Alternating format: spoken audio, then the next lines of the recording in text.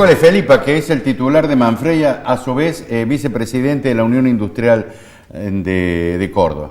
Yo siento un particular aprecio. Primero, por la capacidad de él. Segundo, por su larga trayectoria. Tercero, porque es un líder de las cooperativas. Y las cooperativas son elemento fundamental en la Argentina para el crecimiento, para el desarrollo, para proteger y para que crezcan individual, familiar y socialmente nuestros trabajadores. De allí esta enorme admiración que tengo por este gran dirigente social de la Argentina. Usted es un dirigente social ya, jefe. Muchas gracias, muchas gracias. No es para tanto. Bueno, ¿cuántos trabajadores tienen ustedes? ¿Cuántos hogares dependen de ustedes, directa o Nosotros, indirectamente? de manera directa son 530 colaboradores directos. Y después, tratándose de una típica empresa regional, todo lo que significa prestadores de servicios, proveedores, transportistas. O sea que yo diría que hoy, entre directos e indirectos, unas 2.000 familias dependen de nuestra empresa. Además van creciendo permanentemente ustedes con la energía renovable. En todos los sectores ustedes, la tecnología, sí, están marchando. Yo digo una cosa, me parece que creo que lo nuestro es mostrable desde el punto de vista que el sistema cooperativo sigue siendo una herramienta de gestión empresaria fundamental. Y es una herramienta de gestión empresaria donde tiene un alto contenido social, donde con todo lo que eso implica, donde las utilidades, cuando las hay, que es un sector complejo, un sector difícil, pero es como que alimenta un círculo virtuoso donde las utilidades se reinvierten permanentemente, y eso significa incorporación de tecnología, sustentabilidad en el tiempo. Hoy, a la hora de mejorar la competitividad de cada una de las empresas, el único elemento genuino, más allá del tipo de cambio, presión impositiva y todas las cosas que podemos hablar, el único elemento genuino que le da sustentabilidad y mejor competitividad a las empresas es la inversión con incorporación de tecnología. Eso es genuino y realmente es lo que más sirve. Después, obviamente, sí, el tipo de cambio ayuda, la presión impositiva ayuda, el resto de los costos ayuda. Pero si tenemos todos esos elementos y no tenemos tecnología, no alcanza. Entonces, por eso digo que el sistema sigue siendo una herramienta importante de gestión empresaria en donde nos permite poder mostrar en una población como Freire de 7, 8 mil habitantes, donde el impacto económico y social que genera una empresa como la nuestra es fundamental para el desarrollo del interior. Ahora, ¿la sensibilidad social de un cooperativista es distinta a la de un hombre en SA? No necesariamente debería ser así. Conozco muchos empresarios que son directivos o accionistas de un SA y porque digo, acá hay una cuestión que tiene que ver en función de cómo uno mire la realidad. Digo, podemos ser empresarios, pero si queremos que nuestras empresas tengan sustentabilidad en el tiempo, tienen que estar dentro de un entorno y dentro de un contexto sustentable. ¿Por qué? Yo puedo tener una empresa que gane mucho dinero, pero si después no tengo salarios o gente que está en condiciones de consumir lo que nosotros producimos, el futuro de esa empresa no es viable.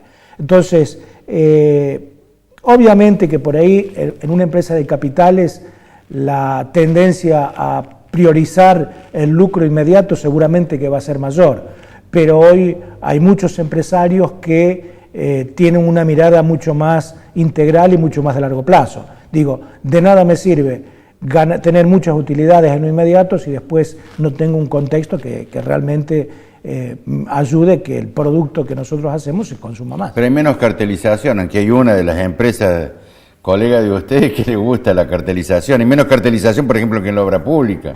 No, indudablemente que sí. Además, por ahí mucho se habla del tema de la cartelización, fundamentalmente en el primer eslabón de la cadena, que tiene que ver con la compra de materia prima. Hay estudios técnicos que demuestran claramente de que es un sector extremadamente competitivo, en donde hay alrededor de 1.000 empresas lácteas en el país, en donde es cierto que entre 20 o 25 empresas se concentra prácticamente el 70 o el 80% de lo que se produce, pero no, estamos lejos de ser un sector cartelizado. ¿Y por qué sufre tanto un tambero, presidente? A ver, es difícil de explicarlo en un tiempo tan escaso como es un programa de televisión, pero hay varios factores. En primer lugar, no nos olvidemos que la actividad lechera compite en el uso de la tierra con otra actividad como es la agricultura. Ah, sí, es cierto. Entonces, estamos hablando de una actividad que prácticamente está valorizada en dólares, sí, versus otra que son pesos. Por otro lado, la agricultura hoy dispone de un paquete tecnológico que hace que sea mucho menos complejo producir soja, por ejemplo, o trigo, que producir leche. Y eso también se refleja en otro tema que para mí es fundamental, no solo en este momento, sino de cara al futuro, que tiene que ver con una enorme brecha productiva. Nosotros, en el caso particular nuestro, porque son tambos en donde no son tantos y se puede hacer un seguimiento más de cerca, en donde tenemos tambos con un nivel de productividad de los 17.000, 18.000 litros por hectárea año, y el otro extremo que está en los 3 o 4.000 litros por hectárea año. Estoy hablando de productividad, sí, no de producción. Entonces, claramente, y no necesariamente eso tiene que ver con disponibilidad de tecnología, ni siquiera con volúmenes de producción, sino fundamentalmente con cuestiones vinculadas a la gestión. Entonces, esos tambos de productividad tan baja, es muy difícil que haya un precio, porque ningún mercado, ni el externo ni el externo, le va a poder pagar un precio para que le pueda cubrir semejante nivel de productividad. Y además para la empresa que adquiere, los gastos operativos son enormes. Exacto. No puede andar usted un camión de tanta tecnología con 5 litros de leche por cada hectárea. Sí. Tiene razón. Bueno, ¿sabe quién me gusta de Luía? Urtubey José. Ah, Urtubey. Sí, no, el otro no, un desastre, el gobernador ese no, un decrépito, el sí, de Luía. Me gusta porque dice la verdad, pues sí, dice lo que siente. Se ha cansado de hablar de cambiar un sistema financiero por uno productivo y nadie lo escucha, nadie le da bolilla. Sí. Yo diría que hoy la mirada de la UIA, tanto de la UIA como de la UIC, en la cual nosotros como Unión Industrial de Córdoba formamos parte de la UIA, claro, en la Junta Directiva, tiene que ver precisamente con esa cuestión, en donde, a ver, indudablemente que cuando el actual gobierno asume la conducción del país, el estado realmente de la macroeconomía y de los precios relativos estaba totalmente distorsionada, las principales variables de la economía estaban distorsionadas, que había que producir un sinceramiento y había que realmente tender a tener un país normal. Por ahí, si nosotros analizamos las causas de la crisis actual en la que estamos inmersos, yo creo que hay un poco de todo. Yo creo que sí, que tuvo que ver lo que ha pasado en el mundo. Indudablemente afectó a todas las economías emergentes, no en la medida que afectó a la nuestra, pero afectó a todas las economías, el aumento de la tasa de interés, la sequía incluso, que eso generó un ingreso de dólares muy inferior al que estaba previsto. Creo que también hubo una cuota de mala praxis, en donde por ahí se sobreestimaron algunos pronósticos, y me parece que el gobierno o la conducción económica no tuvo la suficiente claridad como para anticiparse a esas cuestiones por un exceso de confianza. Y también yo creo que hay factores políticos. Por un lado, claramente hay cuestiones que tienen que ver con la confianza que genera el actual equipo económico, con lo cual obviamente los mercados hasta la semana pasada venían demostrando sistemáticamente de que no confiaban en las medidas del gobierno. Más allá que en los últimos días aparentemente los mercados se han calmado, pero claramente era un tema de confianza. Sí, pero se han calmado, en vez de 40, 38. Porque no había motivos fundamentales que ameriten semejante nivel de crisis, con un sistema financiero totalmente sólido, con un buen nivel de depósitos, en donde no hay ninguna posibilidad de que existan corralitos ni nada que se le parezca. No, esto no es el 2001. Y también, y esto quiero ser claro, no voy a decir que esta sea la causa, pero indudablemente que influye, toda esta cuestión de los cuadernos y demás. No nos olvidemos que hay muchos sectores poderosos que se ven afectados y que de alguna manera esta situación no les cae bien. Y como dato objetivo, y dejando de lado lo que puedan o no hacer esos sectores, digo, Brasil con el tema del lavallato, la economía de Brasil estuvo más de 2 años y medio en recesión, con una caída importante en su Producto Bruto Interno. Con lo cual, yo diría de que a mí me parece muy sano lo que nos está pasando, más allá de que estamos inmersos realmente en una crisis muy fuerte, que digo, tendremos que ver cómo hacemos para sobrevivir. Hemos superado muchas, esperemos que esta sea una más, pero me parece que es muy saludable desde el punto de vista en donde creo que va a haber un antes y un después, más allá de cómo termine todo esto, porque por ahí es cierto, mucha gente dice esto va a terminar como tantas veces, sin ningún tipo preso. En primer lugar, creo que ya hay gente que está presa y gente que está juzgada, que está condenada. Y hay otros tantos que están presos, que están aún sin condena, pero están con sospechas muy fuertes. Pero más allá, yo insisto, de cómo termine todo esto, digo que va a haber un antes y un después. En primer lugar, porque pone blanco sobre negro sobre la dirigencia política. La política como herramienta fundamental para producir cambios, digo, a ver, no podemos volver a que se basan todos, digo, la política es necesaria para que realmente desde las instituciones se produzcan los cambios necesarios para encaminar el país. Y yo estoy convencido, así como hay muy malos políticos, hay un montón de buenos políticos que son muy honestos. Entonces me parece que esto es una forma de poner blanco sobre negro. Lo mismo pasa con la dirigencia empresaria. Muchas veces me habrán escuchado a mí hablar y hacer autocrítica por la dirigencia empresaria, porque si la dirigencia empresaria hubiese estado a la altura de las circunstancias, no hubiese permitido las atrocidades que se cometieron en este país, desde lo político y desde lo económico y de lo institucional. Y tenían miedo. Bueno, y tienen miedo. Por lo que sea. Por eso hay uno de la Unión Industrial, el único que grita es Urtubey y un poquito Acevedo. Lo demás se queda en el molde por la Cámara de la Construcción, son todos unos delincuentes. Por lo que sea, pero digo, hubo muchos.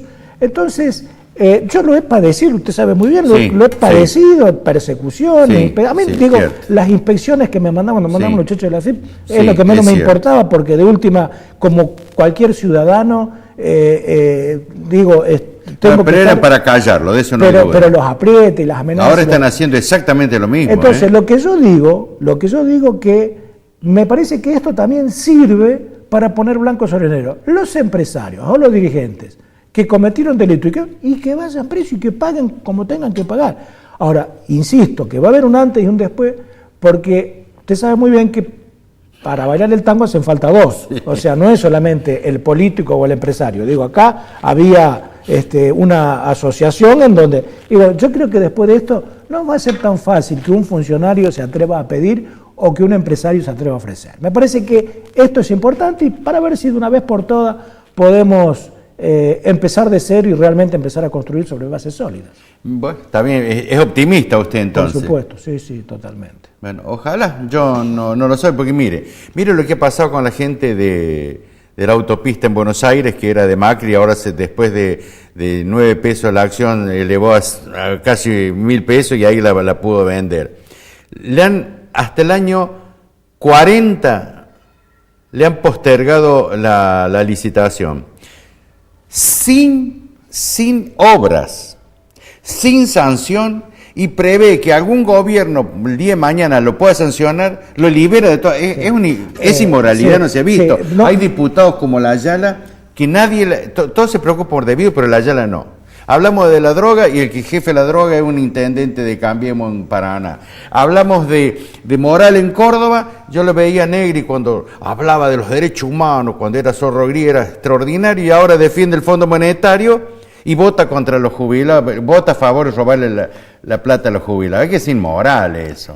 Sí, claro, usted es más joven que yo, entonces tiene todo el derecho a ser mucho más optimista que yo. Por eso, a ver, yo por naturaleza soy optimista, es más, creo que más allá, para no hablar de optimismo, pero la actitud con la cual se asumen las diferentes crisis es fundamental ahora después de evaluar los resultados, porque se imagina si yo todas las mañanas voy a la empresa y digo, che, nos vamos al carajo, esto, y bueno, decir, bueno muchachos, estamos mal, es como, digo, jugamos en cancha inclinada, algún día la cancha se va a enderezar, y cuando la cancha esté pareja, probablemente nos vaya mejor. Pero me parece importante, más allá de las cosas que usted me habla, que yo por ahí, algunos no las conozco, no soy tan joven tampoco, pero me parece bueno el rol de la prensa, donde la prensa pueda tener una crítica constructiva, todas las cosas las diga como las viene diciendo, me parece totalmente saludable, y nadie se tiene que enojar cuando algún periodista menciona estas cuestiones y demás. Me parece que en una sociedad democrática, en una sociedad madura, eso es parte de las reglas de juego, o sea que me parece totalmente saludable. Jefe, Stiglitz, que es premio Nobel, debe tener algo de mayor capacidad que el economista argentino, dice que hay que reestructurar la deuda, que es terrible lo que nos está ocurriendo y que vamos a sufrir mucho los argentinos por haber ingresado en el mundo, que no es una bendición haber ingresado en el mundo. A ver, y no es comunista ni chinoísta. No, yo creo que acá habría que haber analizado una serie de cuestiones, y yo creo que el gobierno, tal vez, esto es una opinión personal, con un exceso de optimismo prefirió el mal menor. El problema de la Argentina no es el problema de los últimos 10 o 12 años. El problema de la Argentina es un problema de los últimos 70 años, donde permanentemente ha tenido déficits fiscales y déficits comerciales. Cuando por ahí se dice que el gobierno no planteó la cuestión con toda crudeza cuando asumió, es entendible. Y digo por una razón lógica.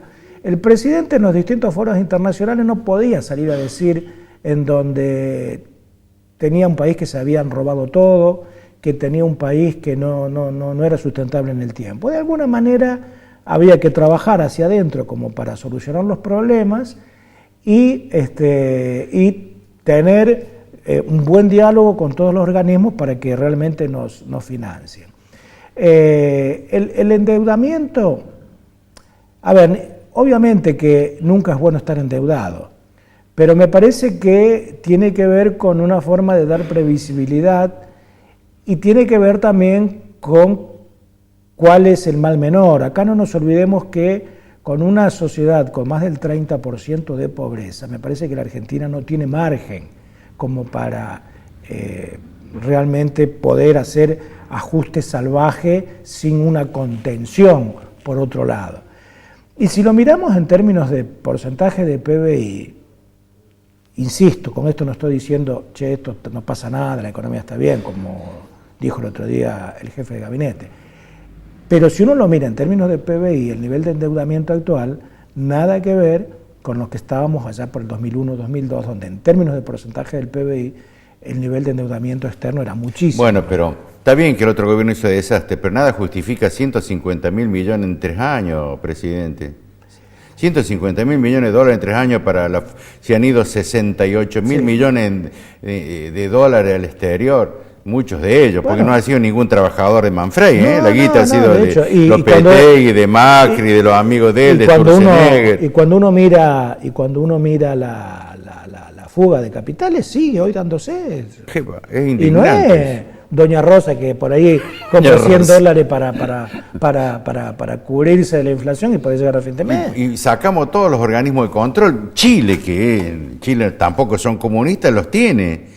No acepta los capitales golondrinos. Nosotros lo hemos aceptado, se han hecho un festín. Sí, bueno, pero en ese sentido yo creo que Argentina necesariamente tiene que integrarse al mundo, integrarse de manera inteligente, de una manera sensata, racional, y para eso tenemos que, fundamentalmente, más allá de las condiciones de mercado, tenemos que tener instituciones fuertes creíbles y que funcionen como tal. Sin duda alguna. Sin duda Entre alguna. esas, fundamentalmente, la justicia.